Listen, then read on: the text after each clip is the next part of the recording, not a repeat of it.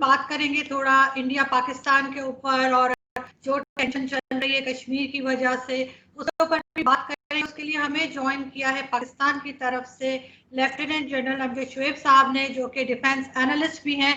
बहुत शुक्रिया सर कि आप तशरीफ लाए। और इंडिया से हमारे साथ है जी वैभव सिंह जी, जो कि ब्लॉगर भी हैं और एनालिस्ट भी हैं। बहुत शुक्रिया वैभव जी कि आप लोग यहाँ पर आए हैं। Thank you so much. सबसे पहले मैं जनरल साहब आपकी तरफ ही चलूंगी। मुझे बताइए कि ये इतनी जो टेंशन मची हुई है, और अभी बार बार इंडियन मीडिया हमें कहता है कि जी कोरोना चल रहा है, और पाकिस्तान बजाय इसके कि कोरोना के ऊपर ध्यान दे, अभी भी पाकिस्तान जो है वो एलओसी के ऊपर जो है कुछ ना कुछ ऐसी हरकत हो रही है जिससे कि लोग मर रहे हैं और एक दूसरे की तरफ हथियार उठाए जा रहे हैं। आप क्या कहेंगे कि किस तरह से इस चीज को लेकर चलना चाहिए? बिस्मिल्लाहिर्रहमानिर्रहीम। देखिए, ये दो हिस्सों में मैं बात करूंगा। पहली बात तो ये कि एलओसी पे जो कुछ भी होता है उसमें भारतीय मीडिया को अगर मैं सुनूं तो कहते हैं कि जनाब पाकिस्तान ने इतनी वायलेशंस की हैं। जब हम पाकिस्तान में मीडिया या पाकिस्तान के आईएसपीआर की स्टेटमेंट लेते हैं तो पता चलता है कि भारत ने इतनी वायलेशंस की हैं, लेकिन ये तकरीबन रोजाना का मामूल है। मोदी साहब के हुकूमत में आने से पहले ये ऐसे नहीं था कोई, यानी अगर सारे खित्ते में कोई तब्दीली अगर आप देखें तो वो यही है कि इंडिया में मोदी साहब की हुकूमत आई और उसके बाद से ये शुरू हुआ काम।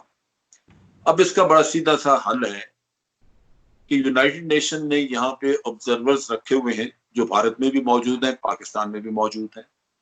उनको रसाई होनी चाहिए ताकि वो इस चीज का तयन कर सकें कि कौन वायलेशन कर रहा है, क्योंकि दो लोग आपस में एक दूसरे के ऊपर अगर इल्जाम लगाते रहें तो फैसला कौन करेगा? तो एक तीसरी पार्टी चाहिए और तीसरी पार्टी मौजूद है। हमारे यहाँ जो ऑब्जर्वर्स हैं, पाकिस्तान उनको एक्सेस देता है और वो जाते हैं एलओसी के ऊपर और हर तरह की उनको सहूलत और आज़ादी है कि जहां भी जी चाहे वो जाके तहकीकात करना चाहे करें, लेकिन भारत की तरफ से उनको इजाजत नहीं। वो मैसूर है दिल्ली में, जो ऑब्जर्वर्स हैं यूनाइटेड नेशन के, जिसकी वजह से ये फैसला करना बड़ा मुश्किल हो जाता है, खास तौर पे इंटरनेशनल कम्युनिटी के लिए उन तक हकाइक नहीं पहुंचते। तो ये जरूरी है कि भारत उनको इजाजत दे ताकि ये फैसला हो सके कि कौन ये वायलेशंस कौन शुरू करता है। इसी तरह इससे लिंक बात आती है कि पाकिस्तान की तरफ से इन्फिल्ट्रेशन होती है और भारत अक्सर औकात कहता है कि जनाब 14 वहां पे लॉन्च पैड्स हैं, और पाकिस्तान हमेशा कहता है कि कोई लॉन्च पैड नहीं है, बल्कि पाकिस्तान ने यूनाइटेड नेशन के ऑब्जर्वर्स को कहा कि आप जाके देखें। फिर भारत को कहा कि हमें ना बताएं, आप यूनाइटेड नेशन के ऑब्जर्वर्स को बता दें कि ये लॉन्च पैड आपकी इतला के मुताबिक कहाँ है ताकि वो यहाँ आके देख लें। तो वो भी बात आगे नहीं चली, लेकिन जरूरी यही है कि इल्जाम तराशी अगर की जाए तो वो एक तरफा इल्जाम तराशी या दो तरफा चले तो उसका फैसला कौन करेगा? जरूरी है कि उसमें भी यूनाइटेड नेशन के ऑब्जर्वर आके देखें कि वाकई कोई इन्फिल्ट्रेशन हो रही है, कोई यहाँ पे लॉन्च पैड जो भारत को नजर आते हैं क्या वाकई वहां मौजूद हैं, देखिए। नतीजा ये कि आप झगड़ा चल रहा है और आप उसको हल करने की ख्वाहिश हो तो आप यूनाइटेड नेशन के ऑब्जर्वर्स को ये काम दे दें।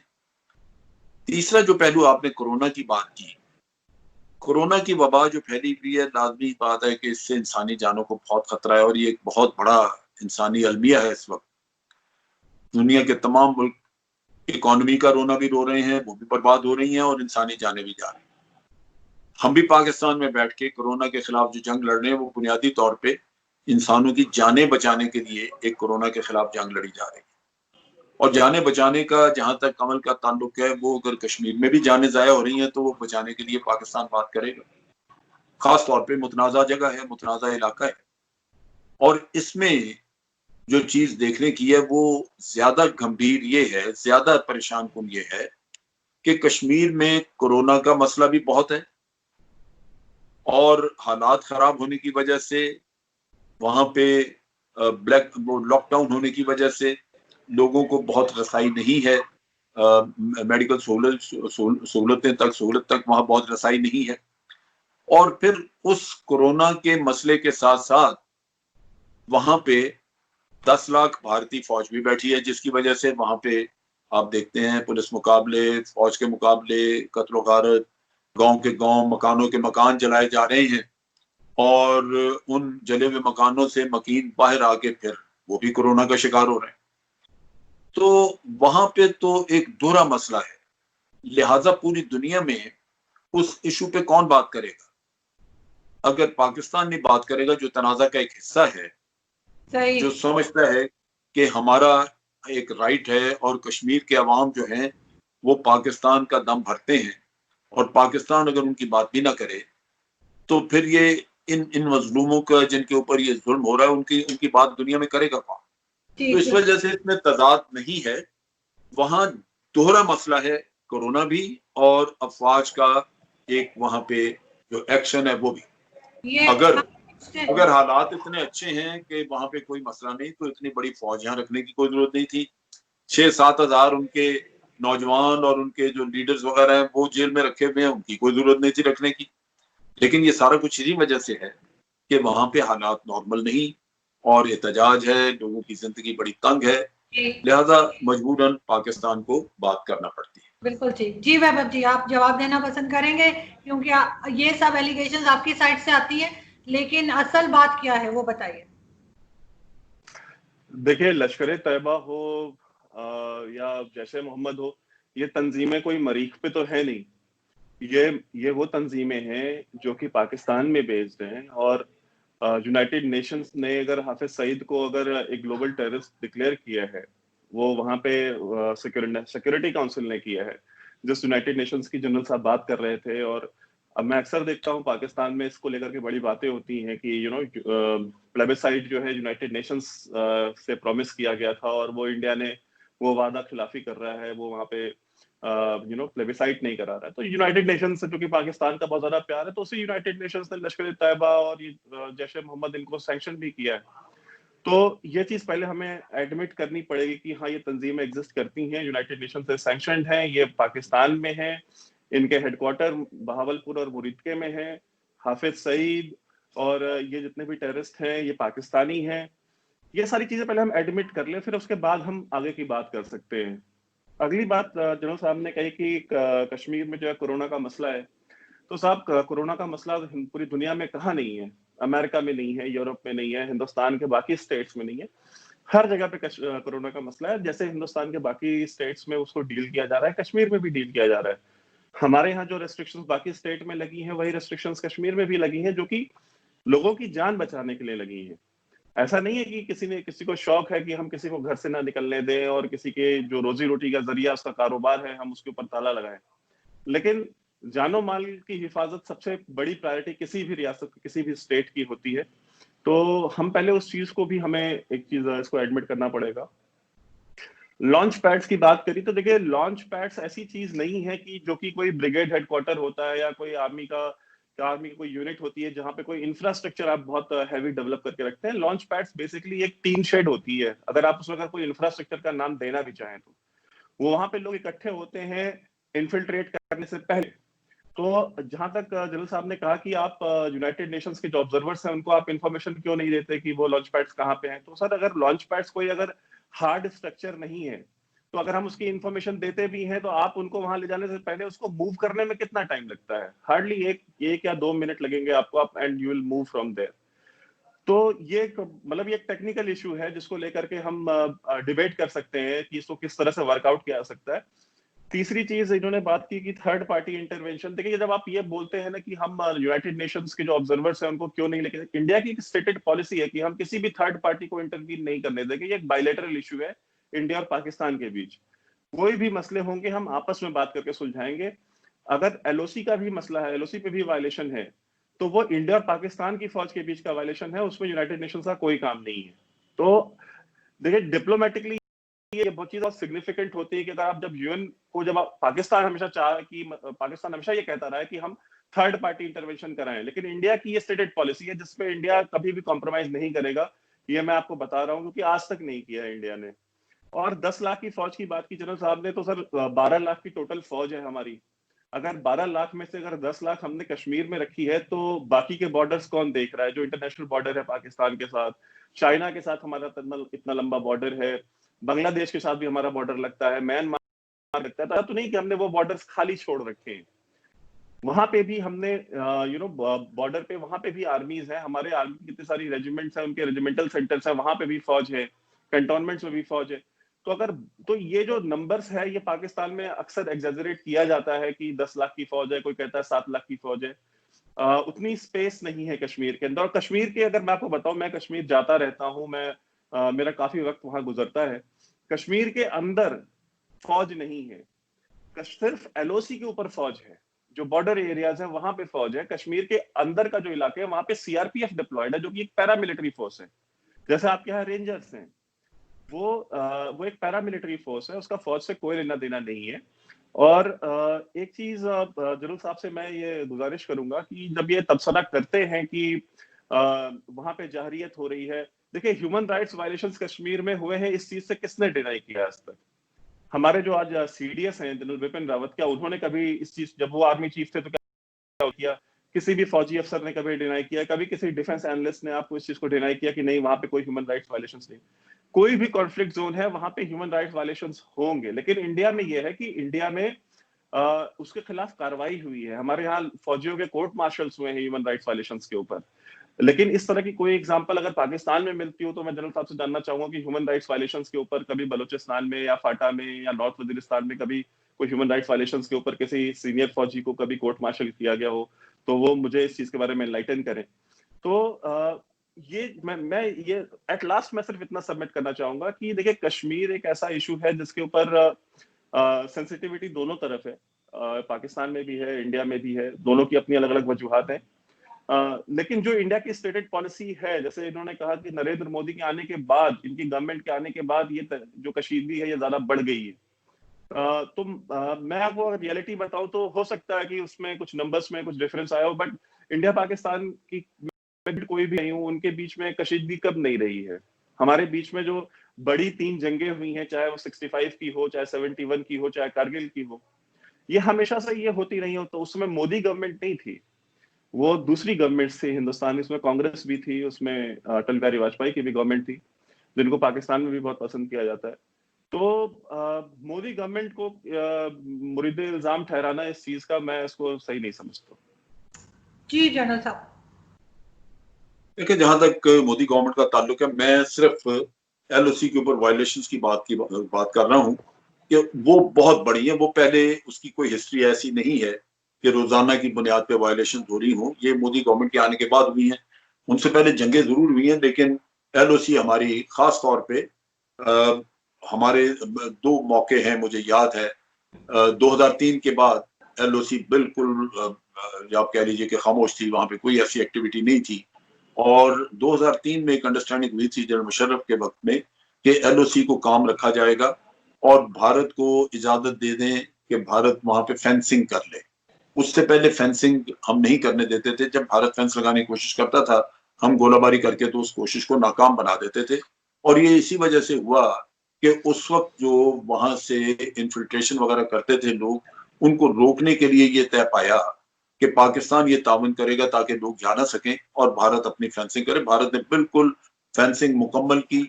और 2004 बल्कि जब हमने इनको रोका, इन लोगों को जो जाते थे वहां पे उस जमाने में इन्फिल्ट्रेट करते थे, तो वो हमारे खिलाफ हो गए। यानी आपको याद होगा कि पंजाबी तालिबान बने यहाँ पे, जो हमारी इस पॉलिसी के खिलाफ थे कि आपने कश्मीर में जाने से क्यों रोका। हुकूमत पाकिस्तान ने जब इनको रोका तो हमारे खिलाफ ये मुख्तलिफ तबके जो थे या मुख्तलिफ ये जो पार्टियां थी, ये लड़ना शुरू हो गई। कुछ तालिबान का हिस्सा जाके बन गई ग्रुप्स का, और कुछ पंजाबी तालिबान का निकला एक अलहदा। और इन्होंने बहुत बड़े बड़े वाकयात किए। और जैसे ये अलहदा हुए पाकिस्तान से के खिलाफ हुए, तो ये अफगानिस्तान चले गए और अफगानिस्तान से इंडियन इंटेलिजेंस के हाथ खेलना शुरू हो गए। अब बात यहाँ ये समझने की है कि पाकिस्तान ने ऑफिशियली 2003 के बाद ये काम नहीं होने दिया। और अगर होने दिया जाता तो फिर पाकिस्तान की जैसे पॉलिसी थी पहले कि आप कश्मीर में फेंस नहीं लगा सकते, पाकिस्तान ना लगाने देता। हमने पहले इतने साल फेंस नहीं लगने दी। जब भी ये लगाने की कोशिश करते थे, हम वहां पे गोलाबारी करते थे और वो खत्म हो जाता था। तो ये लगाने दी। सो नेचुरली पाकिस्तान की कोई ऐसी कोशिश या ख्वाहिश नहीं थी कि वहां पे इन्फिल्ट्रेशन हो, और वो 2003 के बाद लाजमन हमने खमियाजा भुगता उस चीज को रोकने का कि ये लोग हमारे खिलाफ लड़ना शुरू हो गए। अब चीज ये है कि लश्कर तैयबा या जैश मोहम्मद, जिसका शुरू में जिक्र किया आपने, ये वो ग्रुप हैं जो किसी जमाने में ये जिहाद को प्रमोट करते थे, लेकिन 2003 के बाद जब इनको वहां से इनके कैंप उखाड़े गए तो फिर इनका भारत का फोकस हट गया, ये फिर हमारे खिलाफ लड़ रहे। अब यहाँ पे मुश्किल ये है कि यहाँ पे एक पार्टी या लश्कर तैयबा आप कह लीजिए यहाँ मौजूद है, आप इल्जाम लगाते हैं एक वाक़े का जो भारत में होता है और कहते हैं जी कि इन्होंने किया है। अब मुझे सबूत चाहिए क्योंकि मैंने यहाँ उसको अदालत में ट्रायल करना है। जब सबूत नहीं आता वो अदालत से छूट जाते हैं। आप इसको यूं देख लें कि समझौता एक्सप्रेस का केस है, मिलगांव का है, भारत में लिंचिंग्स हैं, मुसलमानों की तहस नहस उनको कर दिए, जितने भी केसेस हैं वही हुए, वही कातिल, वही सबूत, हर चीज वहां। किसी को सजा हुई? अगर हुई तो मुझे बता दें। यानी अदालतें उस जुर्म में मुकम्मल तौर पे शरीक हैं, ये सबूत तो वहां है। आप मुझे इल्जाम दे रहे हैं उसका जिसका वाकया भारत में हुआ, सबूत वहां पे, और जो आदमी यहाँ पे इल्जाम उस पर लगा रहे हैं आप, और सबूत उसका कोई नहीं। सो नतीजा ये कि हमारे लिए ये बहुत मुश्किल है कि अगर कोई ऐसा नॉन स्टेट एक्टर अगर कहीं कुछ कर भी रहा हो तो उसका पहली बात तो ये कि बड़ी ज्यादती होगी अगर आप हुकूमत पाकिस्तान को मोरद इल्जाम ठहराएं, और अगर ठहराएं तो फिर आपको सबूत चाहिए, और सबूत आज दिन तक किसी चीज का कोई नहीं आया। पहला मसला ये है। दूसरी बात यह है कि जहां तक यूनाइटेड नेशन के ऑब्जर्वर्स का यह ताल्लुक है कि आप कहते हैं जी लॉन्च पैड जो है वो यूं हवा में उड़ जाएंगे, तो फिर आप जिक्र क्यों करते हैं लॉन्च पैड? मैंने इनके जनरल जो ये है नरानवे या क्या नाम है उनका, नरावने, जनरल नरावने का मैंने बयान पढ़ा, उन्होंने पूरा ये छपा हुआ है मेरे पास, वो आर्टिकल है जिसमें उन्होंने कहा जी हमने 14 लॉन्च पैड आइडेंटिफाई किए हैं, हमें पता है कश्मीर में इतने हैं फला जगह। इससे तो ये लगता है कि प्रॉपर कोई इंफ्रास्ट्रक्चर मौजूद है, कोई फैसिलिटी मौजूद है जो आपने आइडेंटिफाई की। अगर वो ऐसे ही है कि घंटे में गायब हो सकती है तो फिर वो लॉन्च पैड तो ना हुआ। अगर मैंने इसी तरह की कोई फैसिलिटी बनानी है तो आज मैं एक जगह पे बनाता हूँ, कल मैं 10 किलोमीटर दूर कहीं जाके बना देता हूँ, तो आपको क्या पता चला कि कहाँ क्या है? तो उन्होंने 14 आइडेंटिफाई किए और बताया कि जनाब 14 है। हमने ये कहा उसके जवाब में हमारे फॉरेन ऑफिस ने कि अगर आपको ये पता लग गया है कि 14 हैं और उनकी इंफॉर्मेशन मौजूद है कहाँ है, तो हमें ना बताएं कि वो कहाँ पे है, आप यूनाइटेड नेशन को बता दें, वो अपने ऑब्जर्वर्स को टास्क दें कि वो जाके वहां पे चेक कर लें। हम तो नहीं रोक रहे उनको, हम तो नहीं, हमारी तरफ से तो वो वैसे भी आजाद है कि जहां जाना चाहें जाएं, कश्मीर में वो जिधर भी जाना चाहें, पाकिस्तान में उनके ऊपर कोई रिस्ट्रिक्शन नहीं है। लिहाजा ये लॉन्च पैड वाला किस्सा जो है ये चेक हो सकता था। इसी तरह इन्होंने जब बालाकोट पे आए तो बालाकोट का इन्होंने कहा जी हमने 300 लोग मार दिए, वहां है नहीं कुछ। अब वहां पे अगर बालाकोट में कोई टेरर कैंप था, कुछ था, तो फिर वो लोग मारे जाते। वहां तो 3 दरख्त थे और एक कौवा था जो मारा गया। तो बात यह है कि मैं आपको एक चीज वाज़ेह बताऊं, हुआ क्या है? हुआ ये है कि मोदी साहब के आने के बाद भारत में नफरत इतनी बढ़ाई गई है पाकिस्तान और मुसलमानों के खिलाफ कि आम आदमी जो है वो अब उस नफरत के अंदर बिल्कुल रच बस गया है। खास तौर पे जो मेजॉरिटी कम्युनिटी है उनको उन्होंने उनके वोटों पे इन्हिसार किया और उन्हीं को इन्होंने चार्ज किया। इनको ये समझ लग गई कि इनकी सियासत जो है वो इसी चीज पे चल सकती है, हमें मुसलमान का वोट मिले ना मिले, किसी और का मिले ना मिले, और पाकिस्तान को मार देंगे, सबक सिखा देंगे, खा जाएंगे। ये वो नारे थे जो उन्होंने लगाए। उससे भारत के अपने अवाम में, इस कम्युनिटी में जहां नफरत फैलाई गई, वहां ये तवक्कुआत बन गई कि भारत अमेरिका है और पाकिस्तान भूटान है, हम तो सुबह चाहे बस पाकिस्तान को जो जी चाहे कर सकते हैं। अब ये एक अलमिया बना जिसकी वजह से आपको फिर झूठ के सहारे लेने पड़े। आपने कहा जी हमने सर्जिकल स्ट्राइक की, सर्जिकल स्ट्राइक का नामो निशान तक नहीं कहीं पे। जी वैभव जी, यानी कहीं दूर दूर कोई सर्जिकल स्ट्राइक की एक डेफिनेशन भी है। आपने एलओसी के ऊपर गोलाबारी की, उसको अगर आपने सर्जिकल स्ट्राइक कह दिया तो वो तो रोजाना होती है, लेकिन सर्जिकल स्ट्राइक कह के अपने लोगों को मुतमईन, क्योंकि उड़ी के वाक़े के बाद जब उड़ी का वाक़या हुआ तो इन्होंने कहा हम खा जाएंगे, हम छोड़ेंगे नहीं, हम ये करेंगे वो, तो नेचुरली पब्लिक प्रेशर आना शुरू हो जाता है कि जनाब आपने हमें कहा था कि हम पाकिस्तान को छोड़ेंगे नहीं, तो कर क्या रहे हैं आप। फिर आपको अपना सियासी कैरियर बचाने के लिए कोई झूठ का सहारा लेना पड़ता है, और आपने ये सर्जिकल स्ट्राइक की कहानी कर दी। इसी तरह बालाकोट का किस्सा किया और बालाकोट की कहानी पे कह दिया 300 मार दिए। ये भी आपको मुश्किल ये है कि एक शख्स मोदी का पॉलिटिकल कैरियर बचाने के लिए मीडिया, बाज लीडर, बाज लोग वो इतना झूठ बोल रहे हैं और इस कदर इस चीज को फैला रहे हैं, यानी अपनी कौम को बेवकूफ बना रहे हैं, उससे वोट तो मिलते हैं, लेकिन ये बड़ी नुकसानदेह चीज है। हमारा तो हम अपने दिफा के लिए तैयार, हमें कोई मसला नहीं, जो हमें पता है कि आपकी स्ट्रेंथ क्या है, हमें पता है आपकी कमजोरियां क्या है, हमें पता है कि आप देखिए अब 1 महीने से वो चाइना इनके अंदर घुसा हुआ है, ना इनके किसी चीफ ऑफ आर्मी स्टाफ के मुंह में जबान है, ना इनके नेवल चीफ के मुंह में जबान है, ना एयर चीफ के, वो सारे जो है वो गूंगे हो गए एक ही दिन। और फिर मोदी साहब भी चुप है, ये पाकिस्तान के हाँ नारे लगाते रहते हैं। तो पाकिस्तान ने क्या चूड़ियां पहनी हुई, ये दिफा, हम भी दिफा करने के लिए बैठे हुए हैं। तो ऐसा नहीं है। 2 चीजें हुई हैं जिनकी वजह से बड़ा गलत लेसन गया भारत में लोगों को।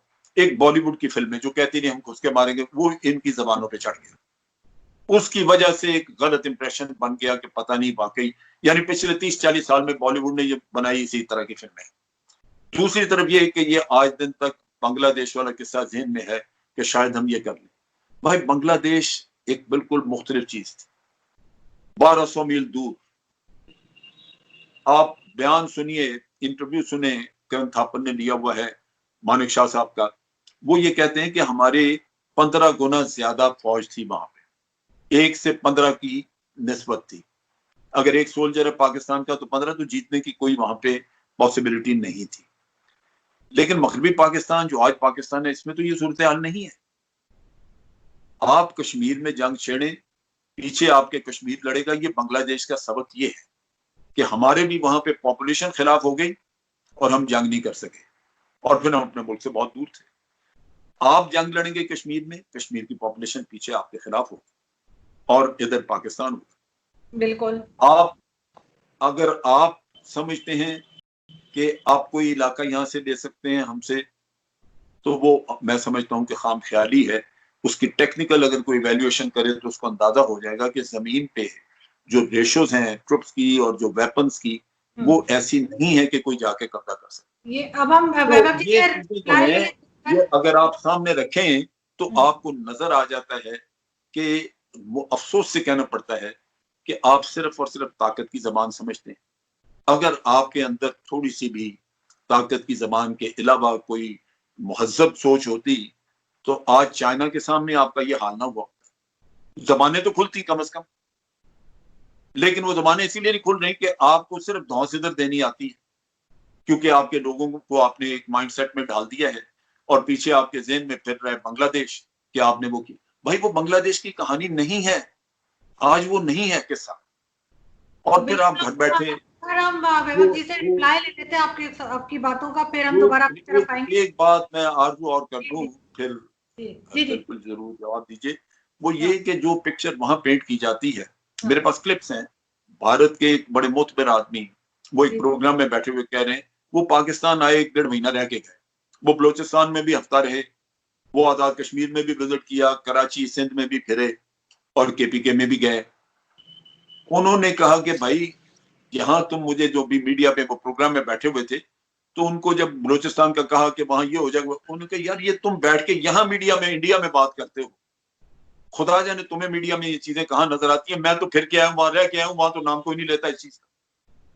बलोच पाकिस्तान का दम भरते हैं कि भाई हर जगह आपने ब्रह्मबाग मुक्ति रखा हुआ है बाहर, आपने हर बिहार मरी रखा हुआ है, उसके 2-2 4-4 लोग मौजूद हैं। उन बेचारों को बाहर रोटी के लिए डाले हैं, वो उनको पैसा चाहिए, कोई ना कोई इंटेलिजेंस एजेंसी उनको देगी तो वो गुजारा करेंगे। एक को स्विट्जरलैंड रखा हुआ, उसका खर्चा कौन उठा सकता है? तो नेचुरली वो यहाँ पे थोड़ा बहुत किसी को पैसे दे दिए, उसने कुछ गोली चला दी, लेकिन तहरीक नहीं है। बलूचिस्तान में कभी आपने कोई जुलूस निकलता हुआ देखा जो जलसा जुलूस करे और आजादी मांग रहा हो, जैसे कश्मीर में होता है? कभी आपने केपीके में या किसी जगह को जुलूस देखा कि कोई आजादी मांग? तो ये वो चीजें हैं, हकाइक को सामने रख के अगर हम देखें तो हमें, मेरा ख्याल है कि सूझबूझ से काम लेना चाहिए, बजाय इसके कि मोदी साहब की सोच के साथ लिख के तो आपने अपने अपने मुल्क में ऐसी नफरत फैलाई कि 21 करोड़ मुसलमान जो है वो आपने अपने दुश्मन बना दिए।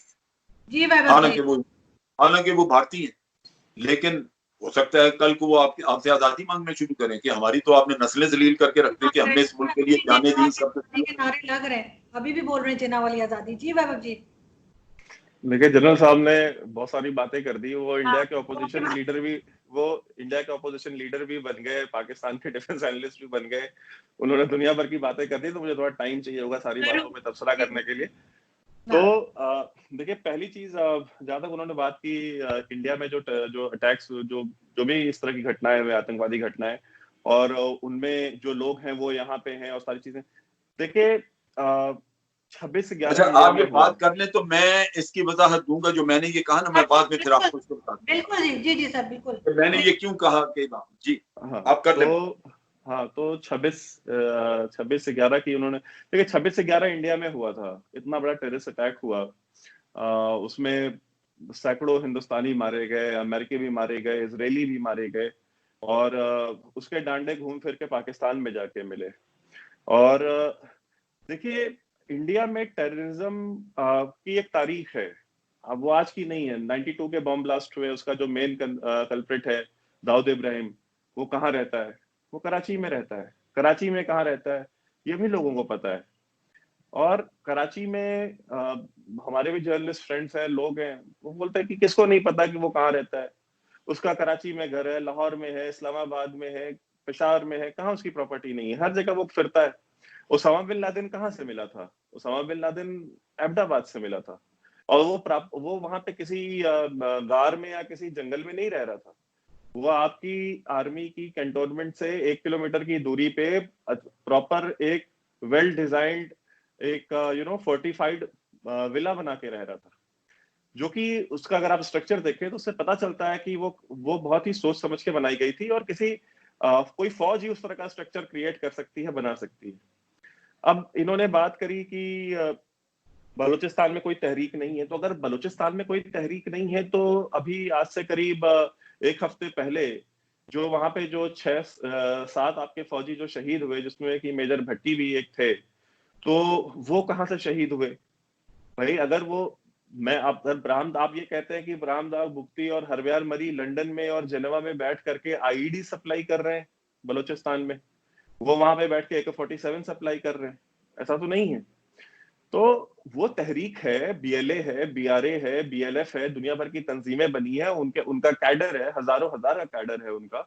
आपकी ही फौज है जो कि फोटो सेशंस कराती है आपकी ISPR, जिसमें आप दिखाते हैं कि 100 बंदे लाइन में लगे हुए हैं, एक एक करके आ रहे हैं और अपने हथियार जमा करा रहे हैं फौज को, और आप कहते हैं कि देखिए ये तो सारे के सारे मेन स्ट्रीम में हम इनको ला रहे हैं। तो अगर 100 बंदे अगर हथियार डाल रहे हैं, तो अगर मतलब आपको पता है कश्मीर में जो टोटल आपकी हिजबुल मुजाहिदीन का जो टोटल कैडर है वो 100 का भी नहीं है। और आप ये कहते हैं कि वो इतनी बड़ी तहरीक है कि मतलब ऐसा लगता है कि चे गुवारा के बाद सबसे बड़ी तहरीक क्यूबा के बाद जो है कश्मीर में चल रही है।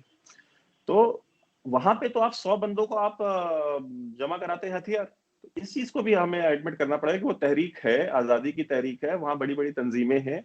वहां पे आपकी फौज अगर इतनी हेविली डिप्लॉयड है, वहां पे अगर चाइनीज और उनकी सिक्योरिटी के लिए आपने अलग से फौज वहां डिप्लॉय कर रखी है, चाइनीज कॉलोनीज के लिए, उनके जो सिटीजन है उनके लिए, तो इस चीज को एडमिट करें। जनरल साहब ने बात करी कि हिंदुस्तान में मुसलमानों के खिलाफ बड़ी बातें चल रही हैं। तो देखिए साहब, हिंदुस्तान में हिंदू मुस्लिम फसाद कोई आज की बात तो नहीं है। ये तो मतलब ये तो पूरे खित्ते में तारीख है। आपने तो अलग मुल्क बनाया इसी नाम पे कि भाई हमने मुसलमानों का तहफ़्फ़ुज़ करना है। तो मुसलमानों के का तहफ़्फ़ुज़ तब होगा जब पाकिस्तान बनेगा। और आप खुद ही कहते हैं कि पिछले 10 साल में हमने 70-80 हजार पाकिस्तानी हमारे मरे हैं। तो अगर आपने एक मुल्क बनाया है मुसलमानों के तहफ़्फ़ुज़ के लिए, और 70-80 हजार आपके मुल्क में लोग शहीद हुए हैं, कोई घर जाते हुए, कोई बाजार जाते हुए, कोई कहीं जाते हुए, लसानी बुनियादों पे और फिरका परस्ती के नाम पे और दुनिया भर की आपके यहाँ पे इस तरह की प्रॉब्लम्स है, तो वहां पे भी ये प्रॉब्लम्स चलती हैं, वहां भी मुसलमान मर रहे हैं। हिंदुस्तान में ऐसा नहीं कि हिंदू नहीं मर रहे हैं। लिंचिंग्स इस पूरे खित्ते का एक हकीकत है। पाकिस्तान में क्या लिंचिंग्स नहीं होती हैं? चोरी के नाम पे, बच्चा चोरी के नाम पे या अफवाहों के नाम पे इस तरह की चीजें होती हैं। इस खित्ते में पिछले चीजें होती आई हैं, तो इस तरह के इंसिडेंट्स होते हैं। इंडिया 1.3 बिलियन, 1.25 अरब से ज्यादा लोगों का मुल्क है। वहां पे अगर कोई साल में 2 साल में अगर कोई 2-4 इस तरह की इंसिडेंट्स हो जाते हैं लिंचिंग के, तो उससे आप ये नहीं पेंट कर सकते कि यहाँ पे जो है कि मुसलमानों का जेनोसाइड हो रहा है। दूसरी चीज मैं ये कहूंगा कि हर साल पाकिस्तान में कम से कम 300 से 500 लड़कियां हर साल, हिंदू लड़कियां कन्वर्ट की जाती हैं, इस्लाम में जबरदस्ती कन्वर्ट की जाती हैं। मियां मिट्ठू की तस्वीरें बाजवा के साथ और इमरान खान के साथ वायरल है सोशल मीडिया पे। वो मियां मिट्ठू जो कि सरगना है, बरशुंडी शरीफ का जो है वो पीर है। तो आप इन चीजों को भी तो एडमिट करें ना। तो आप दूसरों के घर पे आप तब पत्थर फेंके जब आपका खुद का घर जो है ना वो कांच का ना हो। आपके यहाँ पे ये चीजें इतनी ज्यादा रेडिकलाइजेशन है कि आपके यहाँ पे आपकी फौज, ISPR ये सारे लगे हुए हैं कि हमको अपनी कौम को डी रेडिकलाइज करना है। आपके यहाँ पे मिनिस्टर्स इस तरह के स्टेटमेंट्स दे चुके हैं कि भाई हमारे यहाँ रेडिकलाइजेशन, गन कल्चर जो है इसको लाया गया और इससे हमने इसकी बड़ी कॉस्ट पे की है। हमने $100 बिलियन, कोई कहता है $200 बिलियन हमारी इकोनॉमी को उससे नुकसान हुआ है। और हिंदुस्तान एज अ कंट्री देखिए बहुत बड़ा है, बहुत स्ट्रांग है। अब इन्होंने कहा कि चाइना के खिलाफ नहीं बोलते। मुझे नहीं पता जनरल साहब ने आज का अखबार पढ़ा कि नहीं। आज हिंदुस्तान टाइम्स में खबर है कि हिंदुस्तानी गवर्नमेंट ने बोला है कि हम 1 इंच पीछे नहीं हटेंगे। जनरल नरावने ने उसके ऊपर स्टेटमेंट दी है। अजीत डोवाल, प्राइम मिनिस्टर मोदी, इन सबकी मीटिंग हुई है और गवर्नमेंट की इसके ऊपर जो है पॉलिसी स्टेटमेंट आया है कि भाई हम कॉम्प्रोमाइज नहीं करेंगे। वहां पे जो भी कॉन्फ्लिक्ट होता है विल फेस इट। और वहां पे इंडियन फौज आज भी वहां खड़ी है। और डोकलाम तो इंडियन टेरिटरी नहीं थी, वो तो भूटान में टेरिटरी थी। इंडियन फौज वहां भी जाकर खड़ी रही और इंडियन आर्मी वहां से भी नहीं पीछे हटी। तो अगर हम भूटान में नहीं पीछे हटे तो हम लद्दाख से कैसे पीछे हट जाएंगे? और इन्होंने बात की कि बॉलीवुड की फिल्में, सर देखिए हमारे यहाँ पे एक फुल फ्लेज इंडस्ट्री है, बिलियंस ऑफ डॉलर्स की, दुनिया भर में बिलियंस ऑफ डॉलर्स का वो टिकट्स बेचते हैं। तो जाहिर सी बात है वो दुनिया हर तरह की फिल्में बनाते हैं, उनमें से एक वो ये भी बनाते हैं। लाहौर फिल्म इंडस्ट्री कहाँ गई, इसका जवाब आप बेहतर जानते होंगे। एक आखिरी बात मैं जो कंक्लूड करना चाहूंगा, इन्होंने कहा कि खैबर पख्तूनख्वा में क्या हो रहा है या सिंध में।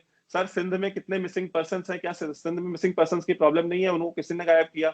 बलूचिस्तान में जो मिसिंग पर्सन्स हैं जिसके ऊपर आपकी सुप्रीम कोर्ट ने स्टेटमेंट दी कि जो है गवर्नमेंट को बोला और 2-3 बार उनको वो नोटिस दे चुके हैं कि भाई आप इनको जो मिसिंग पर्सन्स हैं इनके ऊपर आप इंक्वायरी करें और इनको बताएं कि ये कहाँ पे हैं। पश्तून तहफ़्फ़ुज़ मूवमेंट सर हम तो नहीं चला रहे। पश्तून तहफ़्फ़ुज़ मूवमेंट आपके यहाँ की अपनी इंडिजिनस मूवमेंट है। पश्तून तहफ़्फ़ुज़ मूवमेंट को जिस तरह से आपने कंटेन करने की कोशिश करी, खार कमर मैसेकर की आज एनिवर्सरी है। पिछले साल आज ही के दिन आपकी फौज ने फायरिंग करी थी और इल्जाम लगाया था DG ISPR आसिफ गफूर साहब ने कि जो है कि अली वजीर और मोहसिन दावड़ ने फायर किया था, फौज के चेक पोस्ट पे हमला किया था और उसके जवाबी कार्रवाई में हमने फायर किया। वो चीज तो झूठी साबित हो गई कि उसकी वीडियो क्लिप मौजूद है कि वो चुपचाप अपने रास्ते पे जा रहे थे और आपकी फौज ने फायर किया, उसमें कितने लोग मरे। तो आप अनआर्म्ड सिविलियंस के ऊपर तशद्दुद की, बांग्लादेश में जो पूरी मूवमेंट शुरू हुई, मुक्ति बाहिनी बनी, वहां पे जो कत्लो गारत हुई, सर वो आपकी फौज ने करी थी, वो कोई हिंदुस्तानी फौज ने नहीं करी थी, वो कोई कंस्पिरेसी नहीं थी। हाँ हिंदुस्तान ने वहां पे इंटरवीन किया, मैं इस चीज को मानता हूँ। बाद में इंडिया की इंटेलिजेंस एजेंसीज ने वहां इंटरवीन किया, बट उसको बेस बना करके तो आपकी ही फौज ने दिया था, जनरल टिक्का खान ने दिया था। और वो सेम चीज आज बलूचिस्तान में हो रही है, खैबर पख्तूनख्वा में हो रही है। खार कमर मैसेकर का आज एनिवर्सरी है। मैं चाहूंगा कि उसके ऊपर बताएं कि उसका क्या बना। आसिफ गफूर साहब ने कहा था अगर मोहसिन दावड़ और अली वजीर ने फायर किया था तो आज आपकी असेंबलियों में क्या कर रहे हैं, वो जेल में क्यों नहीं है? आपने उन्हें 6 महीने जेल में भी रख के देख लिया, उनके खिलाफ क्या निकला? कुछ नहीं निकला। तो सर जब हम बात करते हैं, जब हम तबसरा करते हैं, तो हमें इन चीजों को भी ध्यान में रखना चाहिए। जी जनरल साहब, लेकिन इन्होंने अभी एक कबूतर भी पकड़ा है, वो भी आप बताइएगा जरा। देखिए बात ये है, बलोचिस्तान में जो आपने वाकयात जिसकी बात की वो टेररिज्म के वाकयात हैं। टेररिज्म कराना तो कोई मसला नहीं है, जहां भी आप जी चाहे करा सकते हैं। और हमारे पास कुलभूषण है जिसने सारी स्टोरी हमें बताई कि कैसे वो करवाता रहा, फंडिंग कैसे करता रहा। आपको चाबहार का बेस मिल गया, आसानी हो गई वहां से पाकिस्तान के खिलाफ ये सारा कुछ करने की। चाबहार और फिर वहां पे कुलभूषण वहीं से आया, अब उसने सारा बताया कि उसका सेटअप वहां पे क्या था। सो नेचुरली हमें देखना है उसको इस नुक्ता निगाह से कि क्या बलूचिस्तान में अवाम को तहरीक चला रहे हैं, क्या अवाम जल से जुलूस कर रहे हैं जिस तरह कश्मीर में होते हैं। आप ठीक कह रहे हैं कि वहां पे जो जो आर्म स्ट्रगल करने वाले हैं वो शायद 100 हों, 200 हों या 50 हों, वो बिल्कुल हो सकते हैं कि वो थोड़े लोग हों, लेकिन मैं तो अवाम की फीलिंग की बात कर रहा हूँ जो वहां पे स्कूलों में पाकिस्तान का कौमी तराना पढ़ते हैं, जो घरों पे अपने पाकिस्तानी झंडा लहराते हैं, जो लोग वहां पे आजादी की तहरीक के लिए जो पत्थर फेंकते हैं या जो सड़कों पे निकल के जुलूस निकालते हैं। मैं तो उनकी एक आदमी वहां पे शहीद होता है तो आप देखें लाखों उसकी नमाज जनाजा में शरीक होते हैं। किसी और जगह ऐसा होता है? तो बलूचिस्तान या किसी और जगह का आप तहरीक के नुक्ता निगाह से देखें, बाकी तो टेररिज्म तो हमारे यहाँ बहुत था, बहुत हुआ। और ये जो आप सेक्टेरियन टेररिज्म की बात कर रहे हैं वो बिल्कुल वो आज भारत में शिफ्ट हो रहे हैं। आपने जो पहले भी आपने जिक्र किया कि पहले भी वहां पे होते रहे हिंदू मुस्लिम फसादात, वो बिल्कुल होते रहे, लेकिन उनकी नौयत मुख्तलिफ थी। वो मैंने भी, मेरा ताल्लुक है अमृतसर से, मैंने भी बचपन में वहां पे देखे हैं बहुत सारे। मैं जब ये पार्टीशन हो रही थी तो मैंने जो देखा वहां पे जिस तरह एक दूसरे के घरों को आग लगाई जा रही थी और हमें वालिद हमारे गोद में उठा के हमें दिखाया करते थे कि ये नजर आ रहा है, देखो फलां हवेली को आग लग गई, फलां जगह ये हो गया। तो ये सारे फसादात होते थे लेकिन उनकी नौयत मुख्तलिफ थी। आज तो बाकायदा एक नफरत बोई गई है। आप शहरियत का कानून देख लें जिसके तहत आप कर रहे हैं, आपका मुल्क है, आप सौ बिस्मिल्लाह जो जी चाहे करें। लेकिन एक चीज ये है कि हम उस तजर्बे से गुजर चुके हैं। जो सेक्टेरियन इशू यहाँ पे हुआ था जिसपे हमने बड़ी मुश्किल से, बड़ी मेहनत से कंट्रोल पाया, और अब अल्लाह का बड़ा करम है कि ऐसी चीज नहीं है, ना एथनिक ना सेक्टेरियन इशू नहीं रहा। लेकिन ये जो किस्सा है जो आप कह रहे हैं बात, वो बलूचिस्तान वाला किस्सा बिल्कुल वाज़ेह है। सीपैक की वजह से बहुत सारी इंटेलिजेंस एजेंसी दुनिया की आपकी रॉ के साथ और एनडीएस के साथ मिलकर काम कर रही हैं। यही चीज बॉम्बे के वाकये में हुई कि बॉम्बे के वाकये में भी एक से ज्यादा इंटेलिजेंस एजेंसी मुलव्वस थी। आपने देखा कि अमेरिका ने $10 लाख, मेरा ख्याल है $10 मिलियन इनाम रखा कि हाफिज सईद का कोई भी अगर लिंक बताए कि इस बॉम्बे के वाकये से क्या लिंक था तो उसको ये रकम दी जाएगी। वो इनाम लेने के लिए कोई आगे नहीं निकला। रेमंड डेविस रखा जिसने अपना नेटवर्क डेवलप किया हाफिज सईद के ऊपर के वो किसी ना किसी तरह को लिंकेज निकाले, वो नहीं निकली। अगर निकलती तो आज हाफिज सईद का ताल्लुक वाज़ेह हो जाता है। तो भारत का प्रोपेगेंडा है। असल गेम क्या है मैं आपको समझा देता हूं। वो ये है कि पाकिस्तान से जब हमने भारत में जाने से रोका, जब ये 2003 में हमने जहादियों को वहां से उखाड़ा और ये वहां से निकल गए, तो फिर जहादियों ने कहीं तो जाना था, कुछ तो हमारे खिलाफ लड़ने शुरू हो गए, कुछ अफगानिस्तान चले गए, जिनको वर्गलाया गया। अफगानिस्तान मुख्तलिफ इंटेलिजेंस एजेंसीज लेके गई और नतीजा ये हुआ कि वो वहां से हत्थे चढ़े उनके। जब पठानकोट का वाकया हुआ तो हमने तहकीक करनी शुरू की, क्योंकि नवाज शरीफ साहब ने वादा किया था मोदी साहब से कि हम तहकीक करेंगे, और तहकीकात शुरू हुई। तो हमें पता चला कि अब गुजरात, इंडियन गुजरात में भी एक वाकया होने वाला है जिसमें 10 लोग इस्तेमाल होंगे। 6 के नाम हमें पता चले। हमने अजीत दोवल को, हमारे नासिर खान जंजुआ हमारे उस वक्त नेशनल सिक्योरिटी एडवाइजर थे, उन्होंने टेलीफोन करके तो अजीत दोवल को बताया कि जनाब ये वाकया अब गुजरात में होने वाला है, ये लोग हैं, 6 के नाम हमें पता चले, हमें बता रहे हैं, क्योंकि हमें उस तहकीकात के दौरान पता चला। अगर हम करा रहे थे तो हम अजीत दोवल को क्यों बताते कि भाई ये, और फिर भारत ने क्यों नहीं उन लोगों को सामने लेके आया कि वो कौन थे, क्यों हुआ ये। हुआ ये था कि उस तहकीक के दौरान हमें पता चला कि 245 से लेके 250 के करीब लोग जो जहाद करने अफगानिस्तान बहाने से बरगला के किसी तरह लेके गए वहां पे पहुंचे, उनमें से 200-250 के करीब लोग हैं जो इन इंटेलिजेंस एजेंसीज ने अपने तौर पे रखे हुए हैं, जिसमें रॉ शामिल है, एनडीएस शामिल है, और उनको जब इस्तेमाल करना होता है फॉल्स फ्लैग ऑपरेशन के लिए इस्तेमाल कर लेते हैं। है वो पाकिस्तानी, उनमें से आप किसी को भी दिखा दें वो आप कहेंगे जी पाकिस्तानी है। लेकिन ये इंटेलिजेंस एजेंसियों की गेम है। अगर ये 245, हमें बहुत सारों के नाम भी पता है, क्योंकि जब हमने पठानकोट के मामले में तहकीकात करनी शुरू की तो हमें पता चलना शुरू हुआ, और हमने ये महसूस किया कि पाकिस्तान को बदनाम करने के लिए ये खेल रचाया जाएगा। चुनाचे आपने देखा इमरान खान रोज कहते हैं कि ये फॉल्स फ्लैग ऑपरेशन करेंगे, फॉल्स फ्लैग ऑपरेशन ही है कि लोग आपके पास है, आपके इंटेलिजेंस एजेंसीज के पास। नतीजा ये कि वो किसी न किसी वक्त इस्तेमाल होंगे। अब उसका आप हमारे ऊपर इल्जाम भी डालेंगे और उसके साथ आपको बहाना मिल जाएगा कि आप कोई कार्रवाई करें। नतीजा ये है कि ये सारा खेल जो चल रहा है, हमारा तो कोई ऐसा नुकसान आप नहीं कर सकेंगे, लेकिन मोदी को एक जला बख्शी जा रही है, उसको एक दमाम मिल रहा है, क्योंकि वो इसी चीज पे कैपिटलाइज कर रहा है।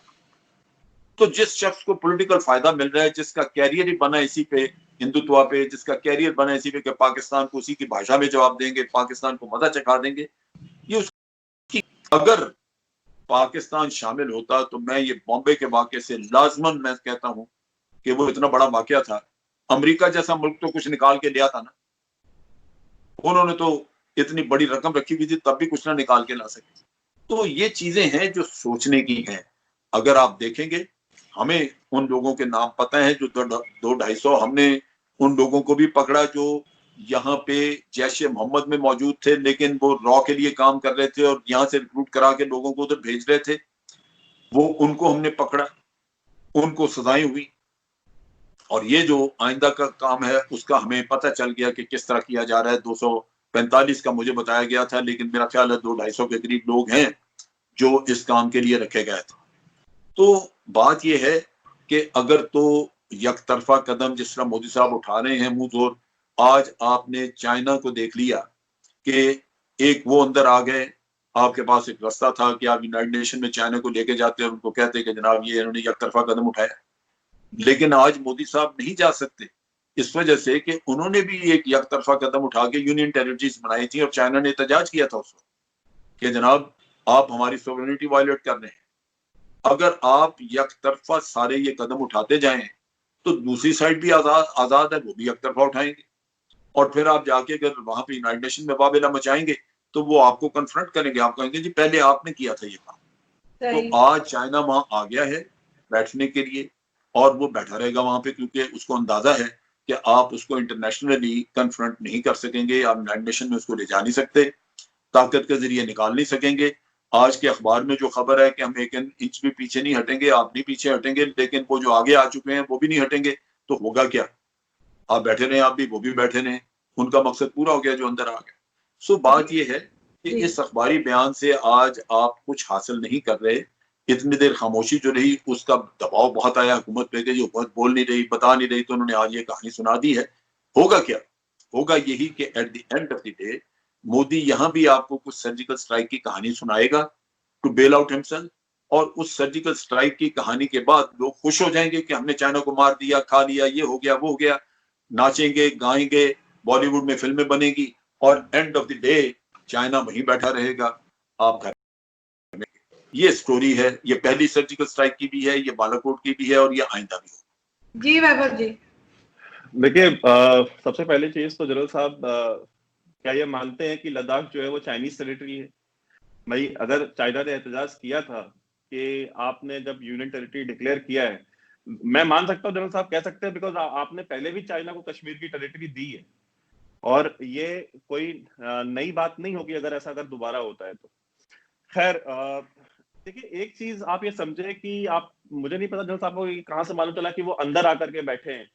कंस्पिरेसी थियरीज कि चाइना अंदर आ गया है, बिकॉज मेरी भी बात होती है वहां पे, ऐसी कोई चीज नहीं है कि वो इंडियन टेरिटरी में अंदर आके बैठे हुए हैं। ऐसा दुनिया के किसी भी ग्लोबल टाइम्स, जो चाइनीज मीडिया है या जो चाइनीज प्रोपेगेंडा माउथ पीसेज हैं ग्लोबल टाइम्स की जैसे, वो ये क्लेम कर रहे हैं कि हम अंदर चले गए हैं और हमने ऑक्यूपाई कर लिया है। बाकी दुनिया में क्या सीएनएन ने कभी इस चीज को बोला कि वो अंदर आ गए? क्या इवन अल जजीरा, जो कि कोई बहुत ज्यादा प्रो इंडिया तो न्यूज एजेंसी नहीं है, वो एक एंटी इंडिया न्यूज एजेंसी है, क्या उसने ऐसा बोला है? क्या बीबीसी ने ऐसा बोला है कि चाइनीज इंडियन टेरिटरी में अंदर आ गए? किसी ने नहीं बोला, सिवाय ग्लोबल टाइम्स और जो चाइनीज प्रोपेगेंडा पीसेज हैं। तो मैं समझता हूं कि उस पर बिलीव करना नहीं चाहिए। तीसरी चीज ये कि इन्होंने कहा कि मोदी साहब को फायदा होता है कि जब इंडिया में हिंदू मुस्लिम होता है या पाकिस्तान से कन्फ्रंटेशन होता है, और वो मोदी साहब इसलिए कराते हैं बिकॉज मोदी साहब को इलेक्शन जीतना होता है। तो साहब, मोदी साहब जो है वो गुजरात के 15 साल चीफ मिनिस्टर थे, और वो 3-4 इलेक्शंस, कंसेक्यूटिव इलेक्शंस वो जीते हैं। और इस चीज को जो है आपको हमें समझना पड़ेगा कि मोदी साहब को इलेक्शन जीतने के लिए इंडिया पाकिस्तान करने की जरूरत नहीं, और ये खुद मोदी साहब ने ही प्रूव किया है अपने पिछले ट्रैक रिकॉर्ड से। फिर जनरल साहब ने ये बोला कि 26/11 का जो था वो पूरा कि इंडिया का अपनी, देखिए ये तो कंस्पिरेसी थियरी है कि भाई इंडिया ने अपने से कराया था या अमेरिका ने इस बात पे इनाम रखा था कि कोई सबूत दे दे हाफिज सईद का तो हम 10 मिलियन डॉलर दे देंगे। सबूत इस बात पे उसके सर पे 10 मिलियन डॉलर नहीं रखा था, उसके सर पे 10 मिलियन डॉलर इसलिए रखा था because he was involve in the attack. और ये बात हाफिज सईद ने खुद अपने अपने अपने स्पीच में ये चीज कही कि भाई ये बोलते हैं, उसने मॉक किया हिलरी क्लिंटन को। उसने कहा कि ये 10 मिलियन डॉलर कहते हैं कि मेरे सर पे इन्होंने इनाम रखा है, मैं कहता हूं मैं तो यहाँ खड़ा हूँ लाहौर में, मैं तो यहाँ पे भाषण दे रहा हूँ, तो मुझे 10 मिलियन डॉलर दे दें, ये मैं तो खुलेआम घूम रहा हूँ। उसने मॉक किया था हिलरी क्लिंटन को बाकायदा। और ये थोड़ा इन्होंने जो बात की, और देखिए चाबहार और कुलभूषण, देखिए बलूचिस्तान की इंसर्जेंसी 1948 से चल रही है। खान ऑफ कलात के भाई जो थे 1948 में सबसे पहले वो चढ़े थे पहाड़ों पे गन लेकर के, और पाकिस्तान आर्मी के खिलाफ और जो पाकिस्तान की रियासत है उसके खिलाफ। तो बलूचिस्तान की इंसर्जेंसी जो है वो कोई आज की नहीं है, 1948 की है। कुलभूषण तब पैदा भी नहीं हुआ होगा। और जहां तक चाबहार की बात की, हमने पिछले डिस्कशन में भी बताया कि आप चाबहार, मैंने हमारा जो लास्ट प्रोग्राम था जिसमें अजाज थे हमारे साथ, मैंने अजाज से भी कहा था कि भाई वो इन्वेस्टिगेटिव जर्नलिस्ट हैं। मैंने उनसे यही कहा कि भाई आप पाकिस्तानी हैं, इन्वेस्टिगेटिव जर्नलिस्ट, आप चाबहार चले जाएं, चाबहार में आप जाकर के पता कर ले। चाबहार में कौन नहीं जानता था कुलभूषण को, वो बाय नेचर बहुत मिलनसार आदमी था, वो जहां रहता था चाबहार, और चाबहार कोई बहुत बड़ी जगह भी नहीं है। चाबहार से 1 घंटे की दूरी पे ईरानियन गवर्नमेंट की रिट खत्म हो जाती है। वो एक तरीके से नो मेंस लैंड है, उसके आगे का जो एरिया है पूरा, वहां पे स्मगलर्स, इंसर्जेंट्स और इस तरह के जो एलियन ग्रुप्स हैं और जो एलियंस है ये ऑपरेट करते हैं, और उनकी रिट चलती है। वहां पे जो चेक पोस्ट बनाए हुए, इवन उन चेक पोस्ट पे भी ईरान की आर्मी या ईरानियन जो रिवोल्यूशनरी गार्ड है वो नहीं बैठे होते, वो किसी लोकल बंदे को हायर करके वहां पे बैठाते हैं। तो वहां से किसी को भी लेके जाना, किडनैप करके जाना, ये कोई बड़ी चीज नहीं है। और कुलभूषण जाधव एक मिल गया, अगर एक कुलभूषण जाधव से अगर इंडिया का ये चीज प्रूफ हो जाती है कि पूरे बलूचिस्तान में सारी इंसर्जेंसी जो 1948 चली वो इंडिया कर रहा था, तो जो अजमल कसाब था, अजमल कसाब से ये नहीं चीज प्रूफ हो जाती कि जो पूरी 26/11 अटैक हुआ था वो पूरा पाकिस्तान ने कराया था। अजमल कसाब के घर पे आपकी मीडिया गई थी, जियो टीवी के लोग गए थे, और उसके बाद अभी आज से करीब 6 महीना पहले, 6-7 महीने 8 महीने पहले, जब इसकी 26/11 की एनिवर्सरी थी, तो आपके यहाँ बीबीसी उर्दू की टीम गई थी अभी पिछले साल। और जब वो गए तो वहां पे उसके घर पहुंचे, और उसके घर पे ना उसके वालिद ना वालिदा, उसका पूरा परिवार वहां से मिसिंग था। वो वहां पे पहुंचे, जैसे ही उन्होंने वहां पे लोगों से बात करने की कोशिश करी, वहां पे तुरंत पुलिस आ गई, और पुलिस ने आकर के उन सबको जो है गिरफ्तार कर लिया, और उनको कहा कि आप तुरंत यहाँ से खाली करें, यहाँ पे आपको इजाजत नहीं है यहाँ रहने की। तो आप क्यों इतना पैनिक मोड में आ जाते हैं अजमल कसाब के नाम से, या वहां पे कोई जियो टीवी का चला जाता है या कोई बीबीसी वाला चला जाता है? अब तो 10-12 साल हो गए, अब तो कम से कम थोड़ा ठंडा हो जाना चाहिए। आप आज भी पैनिक मोड में रहते हैं कसाब को लेकर के, इतना डिफेंसिव रहते हैं। तो हम जब बात करते हैं कि देख कंस्पिरेसी थ्योरीज तो मैं भी बहुत से छोड़ दूं कि भाई देखें इंडिया में, पाकिस्तान में तो जो कुछ भी हो रहा है, ये कुलभूषण जाधव जो है, ये तो चाबहार में काम करता था, इसको आईएसआई वालों ने पैसा खिला दिया, और आईएसआई वालों ने कहा कि तुम आ जाओ, तुम ये स्टेटमेंट दे देना। भाई इस तरह कंस्पिरेसी थ्योरीज तो मैं भी कुक कर सकता हूँ। तो लेकिन जब हम बात कर रहे हैं तो हम बात फैक्ट्स पे करें, और फैक्ट्स जो हैं वो ये हैं, अगर आज आप एफएटीएफ की ग्रे लिस्ट में हैं, अगर पाकिस्तान का कोई लेना देना नहीं है टेररिज्म से, पाकिस्तान का कोई लेना देना नहीं है दहशतगर्दी से, रेडिकलाइजेशन से, बाकी इन चीजों से, तो भाई आप एफएटीएफ की ग्रे लिस्ट में क्यों हैं? आप बार बार जब भी आपको ब्लैक लिस्ट नहीं किया जाता है, आप ग्रे लिस्ट में रह जाते हैं, तो आपके जो फॉरेन मिनिस्टर्स हैं, आपकी जो सिविलियन एस्टेब्लिशमेंट है, वो क्यों इतने ढोल ताशे बजाती है कि भाई हम ब्लैक लिस्ट में नहीं हुए, हम बच गए। हमारी एफर्ट्स देखें और इंशाल्लाह हम ग्रे लिस्ट से भी निकल जाएंगे। तो ग्रे लिस्ट में आपको क्यों रखा हुआ है? जी जनरल चलिए साहब, मैं जवाब दे दूं। देखिए बात यह है कि ग्रीन लिस्ट में रखने से पहले भी ना कोई सबूत दिया कि आप टेररिज्म में शामिल हैं या नहीं। ये फैसला आपके भारत के इन्फ्लुएंस में या वहां पे जिन भी लोगों ने मिलकर करवाया, इसमें अमेरिका भी शामिल था, और ये एक पॉलिटिकल था, क्योंकि उस वक्त भी कोई वजह नहीं बताई और कोई सबूत नहीं दिया, और आज दिन तक कोई सबूत ऐसा नहीं है जिसकी वजह से कोई कह सके कि हम टेररिज्म में मुलविस थे। टेररिज्म का सबूत नहीं। आप ग्रे लिस्ट में, हम आपके प्रोसीजर्स जो है वो देख रहे हैं जी, कि आपके ये प्रोसीजर में भी लूप होल है, इसमें भी लूप होल है, ये ऐसे हो सकता है, ये कानून आपके नहीं बने हुए, तो आप इस पे काम कर रहे हैं। कोई ऐसी चीज नहीं कि हमें ये कहा गया हो या कोई ऐसी चीज दिखाई गई हो कि फलां जगह टेररिज्म जो कराया वो यहाँ से पैसा गया था, ये हुआ था, वो तो वो नहीं है। दूसरी बात जो है, वो जो आप बात कर रहे हैं अजमल कसाब की, अजमल कसाब एक सिविलियन है, अगर किसी पे भी इल्जाम लगता है, और मैं बिल्कुल पठानकोट में हुआ या कहीं भी और हुआ, और उसमें अगर कोई कल निकल आता है पाकिस्तानी, तो वो सिविलियन पाकिस्तानी कोई भी हो सकता है। जो मैंने कहा कि 245 के करीब लोग इनके पास हैं जिनके नाम हमारे पास मौजूद हैं, और अगर हम टेररिज्म में इंटरेस्टेड होते या करवा रहे होते तो सबसे बड़ा सबूत यह है कि हम अजीत डोभाल को गुजरात के वाकये के लिए क्यों बताते। आखिर गुजरात का वाकया नहीं हुआ, वो प्रियम्प्ट कर दिया। अगर हम 2 दिन मुंह बंद रखते तो वो वाकया करा के उसका भी मलबा आपने हमारे ऊपर डालना था, लेकिन वो अजीत डोभाल को इतला दे दी, उसको उन्होंने शुक्रिया अदा किया, लेकिन अंदर से वो पशेमान हो गए कि ये हुआ क्या, इनको पता कैसे चल गया, बताया क्यों उन्होंने, वो भी हो जाता तो इकट्ठे ही मामला हम सब निपटा देते। तो वो तो हमने रुकवा दिया। तो ये भी बात समझने की है कि हम ये ना काम नहीं कर रहे। अगर करते, ये भारत ने बड़ा वाज़े अपनी फॉरेन पॉलिसी कभी छुपाई नहीं, ये बार बार कहा, और ये कोई ढकी छुपी बात नहीं थी कि हमने पाकिस्तान को आइसोलेट करना है, हमने पाकिस्तान को दुनिया में टेररिस्ट स्टेट डिक्लेयर करवाना है। ये सारा काम एक प्लान के तहत मेहनत से किया गया। बदकिस्मती के उस वक्त यहाँ पे ऐसी गवर्नमेंट से कमजोर जो अपना दिफा नहीं कर सकी, जिन्होंने इन चीजों के ऊपर नहीं किया, और नतीजा ये कि आज वो FATF वाला किस्सा भी उसकी एक्सटेंशन के तौर पे चल निकला, वरना ये ना चलती चीज। अगर एक स्ट्रॉन्ग गवर्नमेंट होती और वो ये कहती कि जनाब आप हमें सबूत दें किस बात का FATF में आप रख रहे हैं, क्यों, तो वो बात कुछ और थी। लेकिन इन्होंने मुनासिब समझा, और मैं समझता हूँ कि अच्छा है अगर आज आपके प्रोसीजर्स ठीक हो जाएं, आपके कवानीन दुरुस्त हो जाएं, तो वो हमें भी फायदा है। यहाँ पे मनी लॉन्ड्रिंग तो होती रही है, लोग करते रहे, हमारे लीडर्स करते रहे। सो नेचुरली अगर वो चीज रुक जाती है कवानीन की वजह से, और इंतजाम उसका कोई सेटअप ऐसा बन जाता है, कोई ऐसा फोरम निकल आता है जहाँ लोगों के ट्रायल हो सके, तो बड़ी अच्छी बात है। हम तो खुश हैं उस मामले पे कि FATF के साथ मिलकर कम से कम आज आप अपने प्रोसीजर दुरुस्त कर रहे हैं। रही बात चाबहार की, तो चाबहार का कोई किसी से न पूछने की जरूरत थी न कुछ, वो हमें सारा सेटअप उसने बताया है। मैं आपको एक चीज बताऊं जो आप बड़े हैरान होंगे, शायद पता नहीं आपने सुना हो, मैं चूंकि इस चीज के ऊपर बड़ा करंट रहा, हमने तकरीबन कोई 350 के करीब आदमियों का नेटवर्क था जो कलभूषण के पकड़े जाने के बाद पकड़ा। अमन ऐसे नहीं आया, टारगेट किलिंग्स और कत्लो गारत ऐसे बंद नहीं हुई, वो नेटवर्क था जो पकड़ा गया। तो ये कहना कि मैं ये कह दूं या आप ये कंस्पिरेसी थ्योरी कर दें, आप कह दें, लेकिन मुझे ये फायदा इतना ज्यादा हुआ है एक आदमी को पकड़ने का कि 450 के करीब आगे जो नेटवर्क थे जिनको पैसा जाता था और वो आगे कार्रवाइयां करते थे कराची में भी और बलूचिस्तान में भी, वो पकड़े गए। और नतीजा ये हुआ कि आज अमन है, ये सबूत है उस चीज का। तो इन चीजों को आप ऑब्जेक्टिवली वहां भी देखें। कंस्पिरेसी थ्योरीज वाकई सारी दुरुस्त नहीं होती, वो किसी मोटिव के तहत चलाई जाती हैं। हमारे पास भी इसका जवाब नहीं था, लेकिन पठानकोट के मामले में जब हमने तहकीकात की, फिर हमें पता चला। जब तहकीकात के मामले में हमारी टीम वहां पे गई, वहां पे नेशनल इन्वेस्टिगेशन एजेंसी जो आप कहना ये वाले लोग हैं, उनका जो आदमी कर रहा था वहां पे तहकीकात, उसने वाजे तौर पे बताया कि हमें कोई ऐसा हमारे पास चीज नहीं है जो हम आपको दिखा सकें जिससे ये साबित हो कि ये लोग जो हैं ये इधर से क्रॉस करके गए थे। यहाँ तक कि BSF के जो कमांडर थे वहां पे, उन्होंने भी कहा कि यहाँ से कोई किसी किस्म की क्रॉसिंग नहीं थी। दरिया की जगह पे वो बात कर रहे थे, वो फ्लड में था, वहां से कोई पार कर ही नहीं सकता था।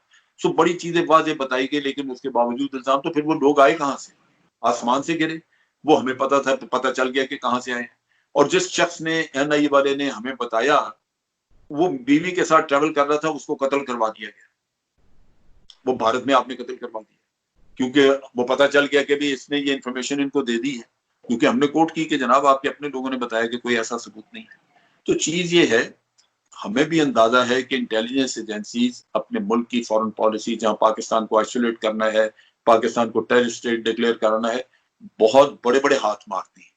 ये चीजें करने के लिए आपको फॉरेन पॉलिसी को सपोर्ट करने के लिए बहुत कुछ करना होता है, जो आपको फॉरेन ऑफिस टास्क देता है कि हम ये ऑब्जेक्टिव है हमारा, हम ये हासिल करना चाहते हैं, आप हमें प्लान दें कि क्या क्या हमारी मदद करेंगे। आपको सहूलत हासिल थी, पाकिस्तान ने हर तरह से अमेरिका की मदद की कि वो अफगानिस्तान में जाके अपने पांव जमाए, लेकिन उसका पांव जमाने के बाद उसने जो फायदा दिया वो भारत को दे दिया, और भारत ने NDS के साथ मिलकर वहां से पाकिस्तान में टेररिज्म कराना शुरू कर दी।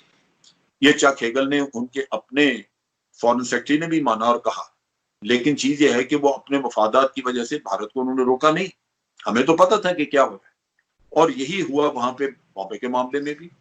और मुझे पता है कि बॉम्बे में एक इंटेलिजेंस एजेंसी नहीं, कम से कम 3 इंटेलिजेंस एजेंसी बाहर की शामिल थी रॉ के अलावा, जिन्होंने ये काम किया। क्योंकि ये इतना बड़ा वाकया किसी आम बंदे का या प्राइवेट 2 4 6 लोगों के पास की बात नहीं थी कि वो ये करते, हुआ जरूर। तो ये वाकया जो है ये, बल्कि इसमें होना ये चाहिए था कि पाकिस्तान के साथ मिलकर तावन से ये नेटवर्क पूरा निकाला जाता, ढूंढा जाता कि हुआ क्या है और टेररिज्म को खत्म किया जाता। हमने बहुत दफा कहा है कि टेररिज्म जो है ये एक इंटरनेशनल प्रॉब्लम है, पाकिस्तान में भी है, भारत में भी हुआ है, दूसरे मुल्कों में भी है। तो ये रीजनल कंट्रीज मिलकर इसके ऊपर अपना काम कर लें, लेकिन भारत कभी भी नहीं इससे माना। उसकी बुनियादी वजह यही है कि भारत के अपने ऑब्जेक्टिव है इस काम के लिए। आप पाकिस्तान में टेररिज्म कराते हैं और उस पर पर्दा रखते हैं, वो आप नहीं नाम लेते कि पाकिस्तान करा रहा है, भारत करा रहा है, और उधर आप खुद कराते हैं क्योंकि पाकिस्तानी वहां पे रख रही है अपने पास, तो उसका इल्जाम पाकिस्तान पे लग जाता है। पाकिस्तान यहाँ तक कि ये सूरत हाल यहाँ तक हो चुकी है कि जब पुलवामा का हुआ वो भारत में प्लान हुआ, भारतीय आदमी था और वो यानी कश्मीरी था वहां पे, और वहीं की गाड़ी सब कुछ वहां हुआ, उसका भी आपने इल्जाम पाकिस्तान पे धर दिया, जबकि कोई सबूत बाद में भी ना था, पहले भी नहीं था, बाद में भी कोई ना निकला। ये वो चीजें हैं जो मेरा ख्याल है कि हमें सोचनी चाहिए। ये ठीक है, आप हिंदुस्तान को रिप्रेजेंट कर रहे हैं, आप भारत को रिप्रेजेंट कर रहे हैं, आपकी वफादारियां, आपकी मोहब्बत, आपका सब कुछ उसके साथ होना चाहिए, ये मुझे तस्लीम करना चाहिए। आपको तस्लीम करना चाहिए कि मैं पाकिस्तान को रिप्रेजेंट करता हूं। मैं और आप अगर बैठ के बात करें तो आर्गुमेंट तो हमने अच्छी की कि एक दूसरे के साथ रिस्पेक्टफुली हमने बातचीत कर ली, लेकिन इससे उठ के जब जाएं तो जो जो पॉइंट है इन पे सोचना चाहिए, इन पे गौर करना चाहिए कि क्या वाकई इनके पीछे कुछ इस तरह के मफादात हैं।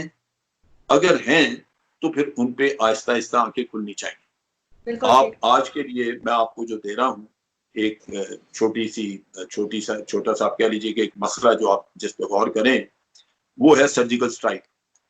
आप इन्वेस्टिगेशन करें एक एज एन इन्वेस्टिगेटिव जर्नलिस्ट, और फिर किसी अगले प्रोग्राम में मुझे बताएं कि उस सर्जिकल स्ट्राइक की हकीकत क्या थी, क्या उसमें कोई ऐसी चीज सबूत कोई ऐसा निकला।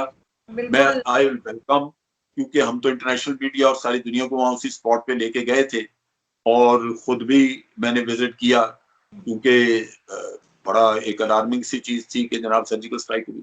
उनसे आपको अंदाजा होगा कि ये पॉलिटिकल फोर्सेस अपने मफादात के लिए किस तरह झूठ बोलती है, किस तरह इनको अपने लिए माइलेज चाहिए होती है और ये हासिल करते हैं। तो आप बात करेंगे आएंगे, मैं वेलकम करूंगा और बड़ी बड़ी खुशी होगी कि दोबारा भी आपसे बात हो इस टॉपिक पे, और या किसी भी टॉपिक पे एक अच्छे माहौल में जैसे डिस्कशन हुई और बातचीत हुई है। मुझे उसका बड़ा एहतराम है और खुशी है, लेकिन ये स्ट्राइक वाले मामले पे जरूर आप तहकीक करके आए। हम बिल्कुल अब तरफ जाएंगे। लास्ट आपके कमेंट मैं लास्ट ये करता हूँ कि देखिए इन्होंने बताया कि अगर आईएसआई ने अगर कराना होता तो जंजुआ साहब क्यों इंफॉर्मेशन देते अजीत डोवल को किसी भी अटैक से रिलेटेड। तो देखिए मुशर्रफ साहब की जान भी आरएनएडब्ल्यू ने एक बार बचाई थी। आरएनएडब्ल्यू ने भी उनके ऊपर जो अटैक हुआ था उसकी इंफॉर्मेशन मुशर्रफ साहब को दी थी। मुशर्रफ साहब ने अपनी ऑटोबायोग्राफी में भी इस चीज का जिक्र किया है कि रॉ ने उनके ऊपर होने वाले हमले की लाल मस्जिद से उसकी जानकारी पहले से ही मुहैया कराई हुई थी। तो अगर वो पॉइंट है तो फिर आप ये कैसे कह सकते हैं कि हिंदुस्तान पाकिस्तान में दहशतगर्दी करा सकता है। अगर मुझे अगर मतलब अगर वो वही आर्गुमेंट अगर हमें प्लेस करना है तो फिर वो दोनों तरफ से हो सकता है, वो सिर्फ पाकिस्तान की तरफ से हो ऐसा नहीं है। आपने कहा कि पहले जो हुकूमतें थी वो उतने स्ट्रॉन्ग तरीके से नहीं डील करती थी एफएटीएफ के मसले को और इसकी वजह से हुआ। तो सर आप तो बड़ी स्ट्रॉन्ग गवर्नमेंट ले आए इमरान खान की, इमरान खान पीएम सिलेक्ट जो हैं, तो फिर वो भी चीज हमको फिर देखनी पड़ेगी कि क्या जब इमरान खान साहब आए तो इमरान खान साहब ने उसको ग्रे लिस्ट से निकाल लिया। अब तो ऑलमोस्ट मेरे ख्याल से 2 साल होने वाले हैं उनकी हुकूमत को आए हुए, तो उनकी कारकर्दगी पे भी सवाल है कि अगर पहले की गवर्नमेंट कमजोर थी तो क्या इमरान खान की गवर्नमेंट भी कमजोर है, ये भी चीज हमें देखनी पड़ेगी। और देखिए आपने कहा, आपने बातें करी कि मतलब एनआईए के जो इन्वेस्टिगेटिंग ऑफिसर थे उनको मरवा दिया, उनकी बीवी को मरवा दिया और ये सब। देखिए इंडिया में सर मीडिया फ्री है, हमारे यहाँ पे ऐसे मीडिया हाउसेस जो सुबह से लेकर रात तक मोदी को गाली देते हैं, आरएसएस को गाली देते हैं, हिंदुत्व को गाली देते हैं, और वो चैनल चलते ही इसी बेसिस पे है, उनकी व्यूअरशिप ही वही है। मतलब उनकी व्यूअरशिप कोई दूसरी व्यूअरशिप नहीं है, सिर्फ मोदी हेटर्स की व्यूअरशिप है। और ऐसे एक नहीं, दो नहीं है, बहुत सारे प्रिंट पब्लिकेशंस है, बहुत सारे इलेक्ट्रॉनिक मीडिया के चैनल्स हैं, जर्नलिस्ट है, फ्रीलांस जर्नलिस्ट है। इसी इंडिया में ही आप शाहीन बाग में लोग बैठे रहे, अलीगढ़ में बैठे रहे, उन्होंने क्या क्या बातें नहीं करी, मतलब नाकाबिले बयान किस्म की बातें करी मोदी के लिए, आरएसएस के लिए, हिंदुइज्म के लिए, इंडिया के लिए, हर तरह की बातें हुई, बट किसी ने क्या किसी को उठा करके गायब कर दिया? वैसा तो नहीं हुआ कब। तो इंडिया में, हाँ मैंने कहा उन्होंने तो बहुत भुगता बेचारा को जो नहीं नहीं सर आप बता, जब तक ये कोरोना वायरस नहीं हुआ था तब तक तो उन्होंने किसी ने उनको उठाया भी नहीं। इंडिया में लोग मांग करते रहे कि इनको हटाइए वहां से, गवर्नमेंट कभी नहीं गई वहां पे उनको हटाने के लिए। बेचारों की लाशें उठी, खुद कहाँ उठे वो। सर एक लाश बताइए सर, एक बच्चा मरा था छोटा, वो भी तब मरा जब 50 उसकी माँ इतनी सर्दी में फसाद में दिसंबर 50 लोग मारे गए ना, इस कहाँ पे? फसाद में 50 के करीब मारे गए। नहीं सर, वो राइट्स अलग हैं, वो राइट्स नहीं, मैं बात कर रहा हूँ जो शाहीन बाग और अलीगढ़ में जो शाहीन बाग की जो सब्सिडरीज बनी पूरे इंडिया में जगह जगह पे, मैं उनकी बात कर रहा हूँ। कभी किसी को नहीं हटाया गया, कभी किसी के ऊपर कोई ज्यादती नहीं हुई। और आपने बात की कि सिर्फ सर्जिकल स्ट्राइक से लेकर, सर देखिए अब सर्जिकल स्ट्राइक पे मैं ज्यादा बात नहीं करना चाहता। हम आरजू जी के साथ एक प्रोग्राम हुआ था, वहां पे मेयर साहब ने ये कहा था, भाई सर्जिकल स्ट्राइक जिन लोगों ने करी उनमें से एक बंदे के उस टीम के साथ बैठ के उन्होंने चाय भी पी हुई है। तो वो सर एक हकीकत है। और दूसरी चीज, आप अगर वो सर्जिकल स्ट्राइक में कुछ नहीं हुआ, बालाकोट में अगर कौवे मरे और पेड़ गिरे, तो फिर आपकी जो ग्रीन बुक आई है 2020 की, नेशनल डिफेंस यूनिवर्सिटी इस्लामाबाद की, उस ग्रीन बुक में जनरल जावेद कमर बाजवा ने भी उन्होंने भी लिखा है उसमें, और उन्होंने ये चीज लिखी कि बालाकोट होने के बाद इस खित्ते में जो जियो स्ट्रेटेजिक बैलेंस है वो बुरी तरह से बिगड़ गया है, जो तवाज़ुन। बिल्कुल। तो सर अगर कौवे मरे थे और पेड़ गिरे थे तो जियो स्ट्रेटेजिक तवाज़ुन तो इससे नहीं बिगड़ जाता। नहीं, आप मैं बात पूरी मुकम्मल कर लूं सर, ठीक है। और आप ये कह रहे हैं कि इंडिया में भी टेररिज्म जो है वो रॉ करा रही है, पाकिस्तान में भी टेररिज्म रॉ करा रही है, अफगानिस्तान में भी टेररिज्म रॉ करा रही है। सर मैं तो ये सोचता था सर मैं तो समझता था कि नंबर 1 एजेंसी आईएसआई है, बट आपके हिसाब से तो आपके लोग भी जो टेररिज्म कर रहे हैं वो भी रॉ करवा रही है, हमारे लोग अगर कर रहे हैं तो वो भी रॉ करवा रही है, अफगान अगर कर रहे हैं तो वो भी रॉ करा रही है। तो सर रॉ इतनी पावरफुल है सर, ये तो फिर मतलब ये तो न्यूज है। नहीं, हम ऐसे नहीं है। देखिए ये जो हुआ ना टेररिज्म, जो आप जिसकी बात कर रहे हैं, वो भी मैं चंद एक वाकयात की बात कर रहा हूँ। ये जो बड़े बड़े इंसिडेंट हुए थे उनकी मैं बात कर रहा था। वो वाकयात स्टेज थे, वो पर्टिकुलरली फॉरेन पॉलिसी को सपोर्ट करने के लिए। आप अपने घर में खुद एक वाकया करवाना चाहते हैं, आपको हकाइक पता होते हैं कि मैं क्या कर रहा हूँ, लेकिन उसका एक मकसद होता है, एक ऑब्जेक्टिव होता है, और उसमें रियलिज्म सबसे इंपॉर्टेंट चीज है।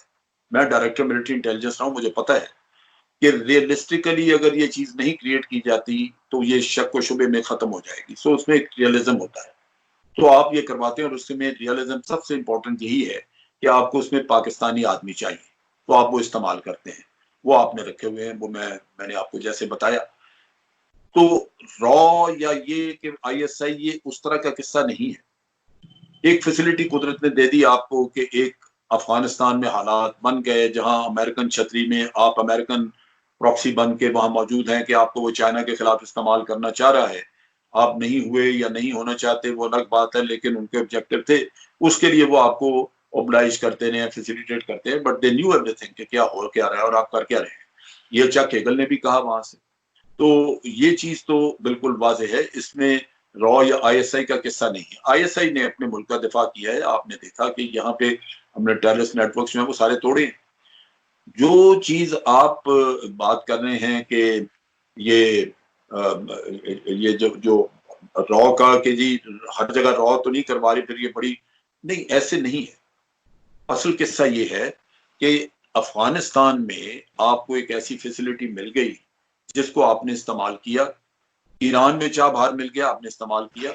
अगर ये चीजें खत्म हो जाती हैं, या कल यहाँ पे आज आप देखिए कि वहां पे तालिबान अपनी हुकूमत का हिस्सा बनने की कोशिश कर रहे हैं, तो इंडिया क्यों परेशान है?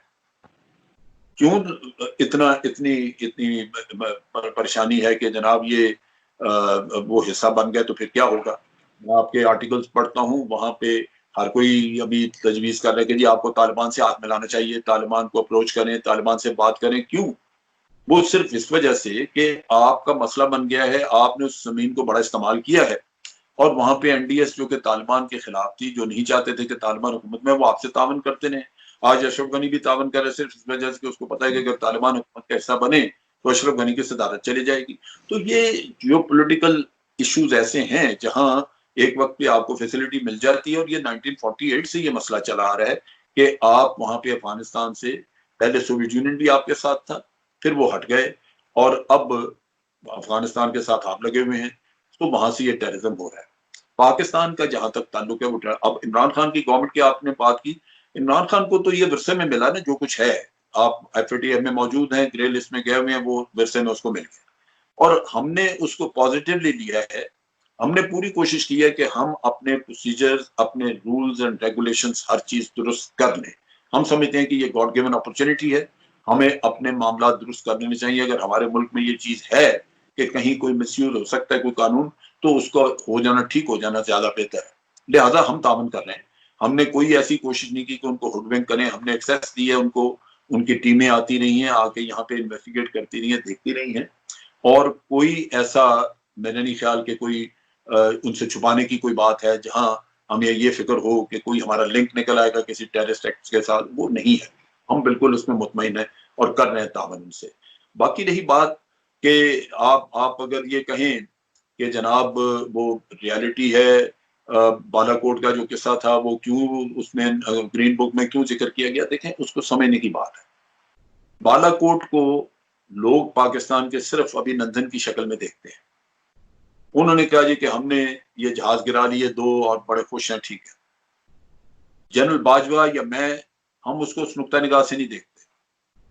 हम कहते हैं कि ठीक है, बालाकोट की स्ट्राइक नाकाम हो, कुछ नहीं मिला, भारत कुछ नहीं कर सका क्योंकि पाकिस्तान एयरफोर्स ने टेक ऑफ किया, बॉम्ब ऑफलोड करके निकल गया। मसला ये है कि 1971 के बाद पहली दफा हमारी जो बाउंड्रीज थी वो वायलेट हुई। तो this is the violation of sovereignty, जिसने कि यहाँ पे एक पावर बैलेंस बदला है। This is what we are looking at. हम इस चीज को एड्रेस कर रहे हैं, वायलेशन ऑफ सॉवरेनिटी। अगर एक भी जान को नुकसान हो जाता है तो we would have repaid you in the same kind. हमने जब देखा कि अगर कोई नुकसान नहीं, तो हमने भी जितनी वहां पे जो हमने बॉम्बिंग वगैरह की इन 5 जगहों पे इंडिया में, हमने मेरा ख्याल 9 जगहों पे की थी, वो हमने मार्जिन रख के की कि कोई वहां पे भी लॉस ना हो, लॉस ऑफ लाइफ ना हो। हमने करेक्शन दे के उनको टारगेट से थोड़ा हट के मारा, इसी वजह से कि we didn't want to see any life loss of life on the other side, वरना ये भी होता। तो ये जो फर्क पड़ा इसमें वो सिर्फ इस चीज का है कि our international boundary was crossed, which general Bajwa is seeing it in a very serious manner, और उसको इस पे बहुत ज्यादा एतराज है गवर्नमेंट पे भी कि गवर्नमेंट इस चीज को कंटेस्ट नहीं किया, और मुझे भी है। सो नेचुरली इससे इक्वेशन बदली है और ये आइंदा चल के ये गलत रास्ता ले सकती है, इससे प्रॉब्लम बन सकती है, क्योंकि there is now Pakistan can also do this. तो ये है इशू, ये नहीं है कि वहां पे लोग मार दिए गए तो इसलिए कोई पावर इक्वेशन बन गई है या कुछ। No, it is the violation of your sovereignty. तो ये है मेरा ख्याल है। इस पे मैं बस एक कंक्लूडिंग रिमार्क देना चाहूंगा, then we can end this. Sir देखिए, नवाज शरीफ ने ऑन द रिकॉर्ड ये स्टेटमेंट दिया था सिरिल अलमीडा को, जो कि डॉन में भी छपा था, कि क्या हमें 15 लोग जो है वो हिंदुस्तान में जाने देने चाहिए थे और वहां पे बॉम्बे का हमला कराना चाहिए था। तो ये आपके 2-3 बार के वजीर आजम रहे, वो कोई आम इंसान नहीं है जिसको कि रॉ ने खरीद लिया हो या रॉ ने अपने में शामिल कर लिया हो। और उन्होंने ये स्टेटमेंट दिया था 26/11 में जो हमला हुआ था, विथ रिगार्ड्स टू दैट। और दूसरी बात कि अगर बालाकोट में अगर कोई नहीं मरा था तो आपको 15 दिन क्यों लग गए वहां पे ग्लोबल मीडिया को ले जाने में? जिस दिन हुआ था उस दिन तो शाह महमूद कुरैशी साहब मीडिया में आकर के उन्होंने कहा था कि आज तो मौसम थोड़ा खराब है, एक दो दिन में मौसम ठीक होता है तो हम लेके जाएंगे। 15 दिन तो सर मौसम काफी खुल गया था, तो आपको 15 दिन बाद आप लेके गए, तो सर ये भी एक डूबियस स्टैंड नहीं था? तो हमको इन चीजों पे भी सोचना चाहिए। सर आप बोली हुई कुछ चीजों पे मैं सोचूंगा, और मेरी भी 1-2 बातों पे आप भी सोच लीजिएगा थोड़ा। जरूर सोचेंगे। नवाज शरीफ का मैं ये बता दूं कि उसको सुप्रीम कोर्ट ने झूठा और बेईमान करार दिया था। सो हमारा लीडर है, लेकिन बदकिस्मती कि सुप्रीम कोर्ट ऑफ पाकिस्तान ने उस पर लेबल लगाया। सो आप उस पर एतबार कर सकते हैं, मैं तो नहीं कर सकता। थैंक यू सो मच आप दोनों का कि आप लोग ने ज्वाइन किया शो को, और आई होप कि हम कोशिश करेंगे कि नेक्स्ट वीक फिर हम एक